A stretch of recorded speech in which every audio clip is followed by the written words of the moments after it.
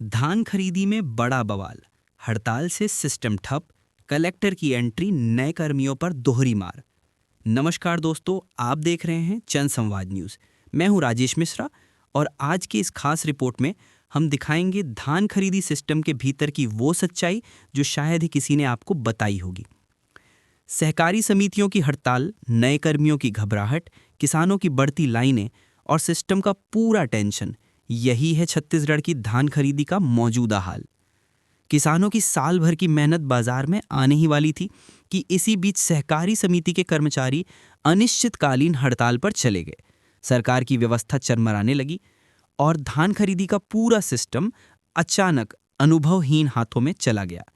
इस बीच सरकार के आदेश पर कलेक्टर की एंट्री और सख्त चेतावनी जारी की गई। बलौदाबाजार जिला ऑडिटोरियम में कलेक्टर दीपक सोनी ने नए केंद्र प्रभारी और कंप्यूटर ऑपरेटरों को बुलाया और सीधे कहा, धान खरीदी अति आवश्यक सेवा है, लापरवाही पर सीधे कानूनी कार्यवाही होगी, काम से इनकार नहीं चलेगा। साफ संकेत है, स्थिति गंभीर है और जिम्मेदारी भारी है। सिस्टम की कमियों पर मसालेदार खुलासा। नए ऑपरेटर को सॉफ्टवेयर की ABCD तक नहीं आती, कई केंद्रों में इंटरनेट या सिस्टम स्लो, बरदाना की उपलब्धता पर सवाल, मेंटर सिस्टम बना तो है पर जमीनी हकीकत और भी अलग। किसानों को टोकन के लिए घंटों मशक्कत, छापे और चेकपोस्ट बढ़े, लेकिन गड़बड़ झाला भी उतना ही। कुल मिलाकर सरकार की वैकल्पिक योजना अभी टेस्ट मोड में चलती दिखती है। अब जानते हैं किसानों की परेशानी। असली ग्राउंड रियलिटी ये है कि किसान कह रहे हैं हम धान लेकर खड़े हैं, लेकिन सामने कंप्यूटर बैठा व्यक्ति नया है, उसे ये भी नहीं पता कि सिस्टम कहाँ क्लिक करना है।